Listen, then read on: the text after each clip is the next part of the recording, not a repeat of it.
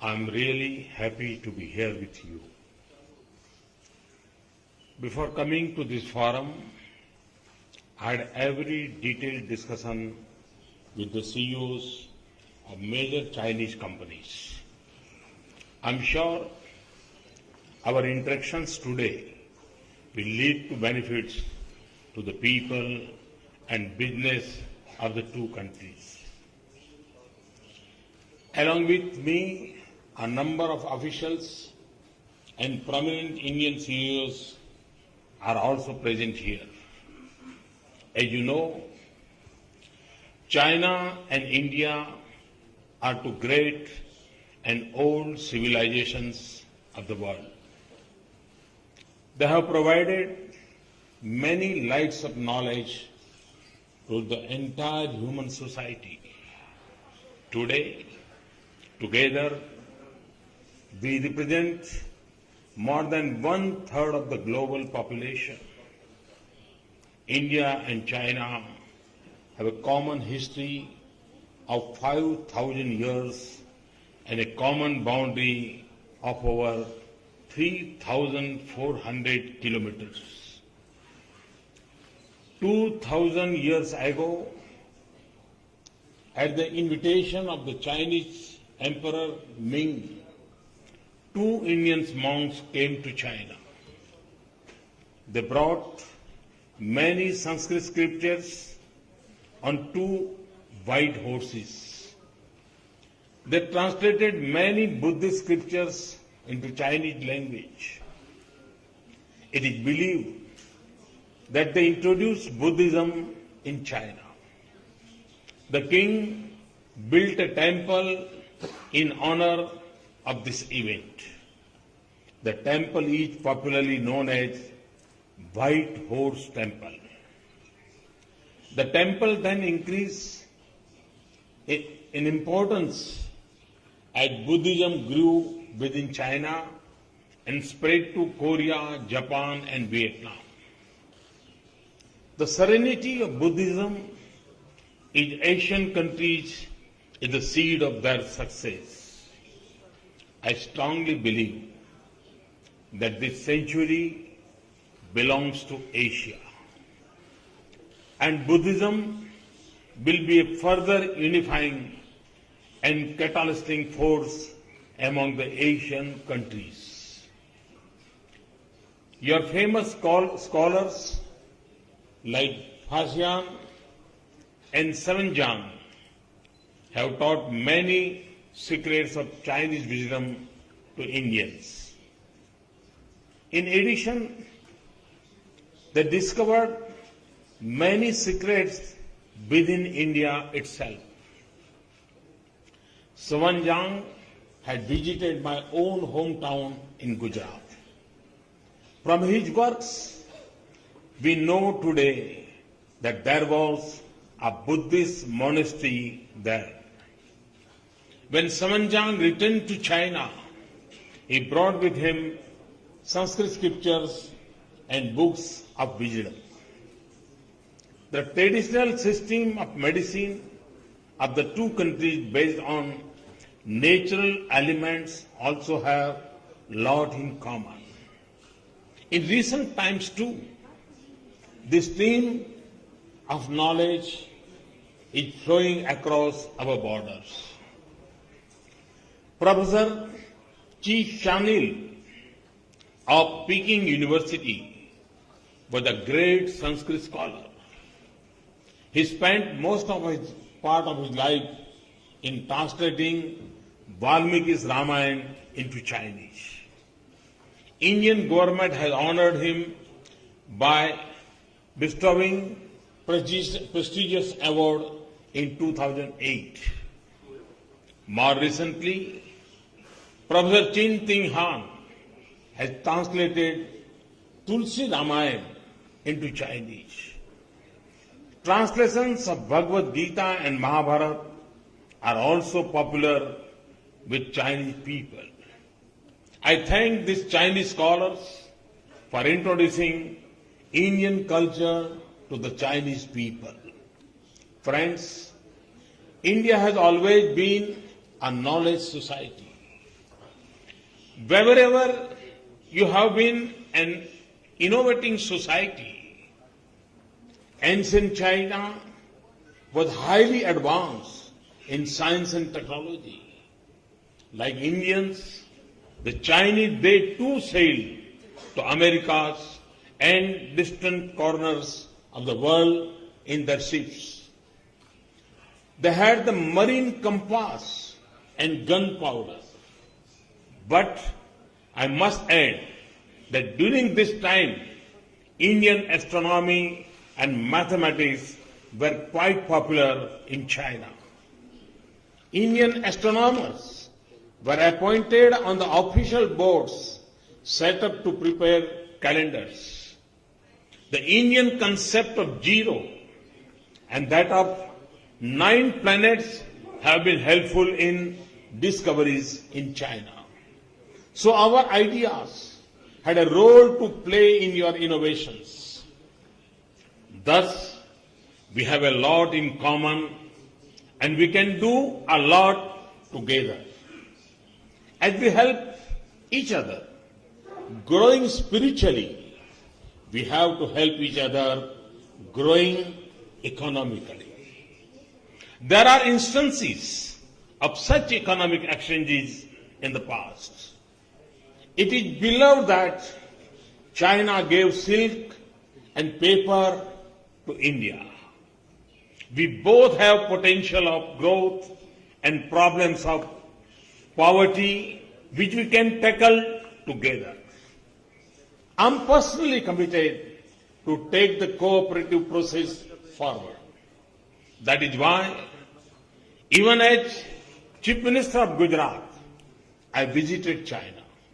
And related developments is very huge in India. Just to give you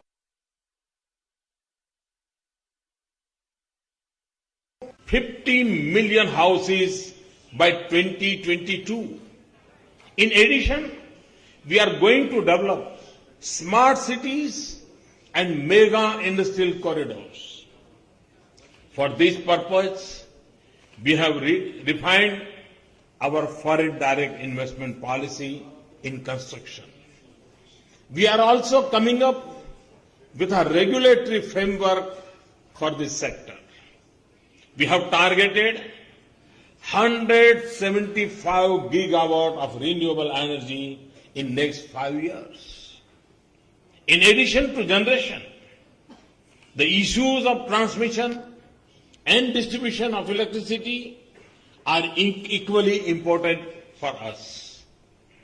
We are modernizing our railway system, including signals, engines, and railway stations.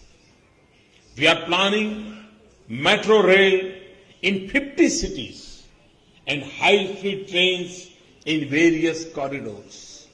Similar is the case with highways, which we want to build in faster way. We are putting up new ports and modernizing the old ones through an ambitious plan called Sagar Mala. Similar focus is on upgrading the existing airports and putting up regional airports to enhance connectivity to places of economic and tourist importance. In financial services too, we are moving towards a more inclusive and faster delivery of financial products, including bank loans and insurance. For this purpose, we opened 140 million bank accounts, increased foreign direct investment in insurance up to 49%, and have set up Mudra Bank to fund the micro businesses. Recently, I have launched innovative schemes for insurance and pension to enhance social security of our citizens. In March this year, I had a discussion with Jack Ma of Alibaba in Delhi about possible cooperation for strengthening this microcredit sector of India.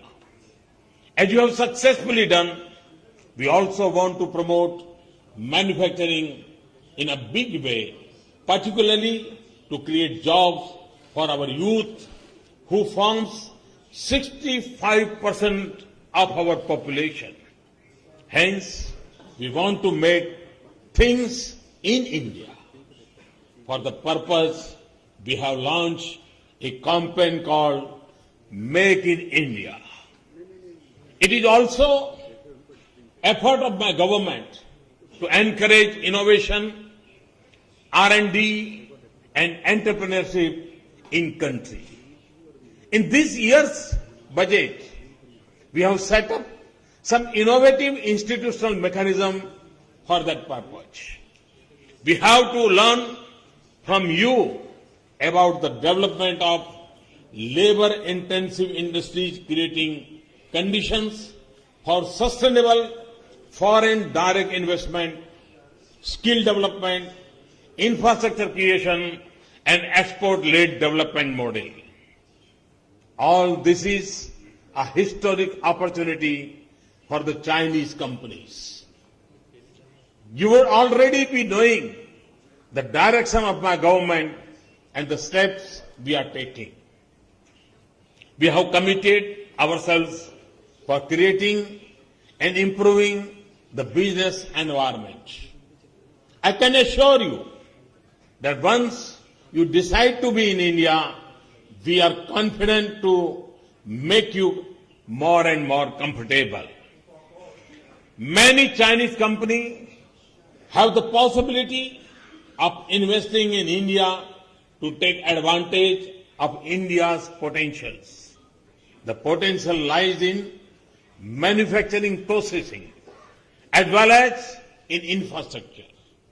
I am here to assure you that India's economic environment has changed. Our regulatory regime is much more transparent, responsive and stable. We are taking a long-term and futuristic views on these issues. Lot of efforts have been made and are still underway to improve the ease of doing business. We do believe that foreign direct investment is important and it will not come in the country without globally competitive business environment. Therefore, we have rationalized a number of issues which were bothering the investors. In particularly, we are making the taxation system transparent, stable and predictable. We have removed lot of regressive taxation regimes. In our very first budget, we said we will not resort to retrospective taxation. We are reducing the complicated procedures, making them available at the one platform, preferably online. Simplifying the forms and formats has been taken up on war footing. Definite mechanism for hand-holding have been set up in the form of hub and spoke model. Invest India is the nodal agency for this purpose.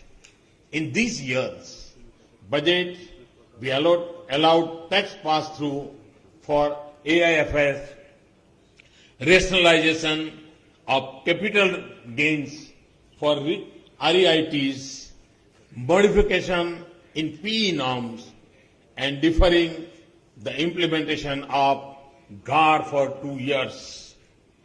We have fast-tracked approvals in industry and infrastructure. This includes environmental clearances, extending the industrial licenses, delicensing of defense items, and simplification of cross-border trade. Within a very short time, we introduced GST bill in Parliament. Similarly, for infrastructure development, we have taken some far-reaching steps. First of all, we have made an all-time high allocation for roads and railway sectors. In addition, we are setting up India Infrastructure Investment Fund. We have also allowed tax-free bonds in the infrastructure sector, including roads and railways. We know that a lot more has to be done, but we are committed to take this process forward.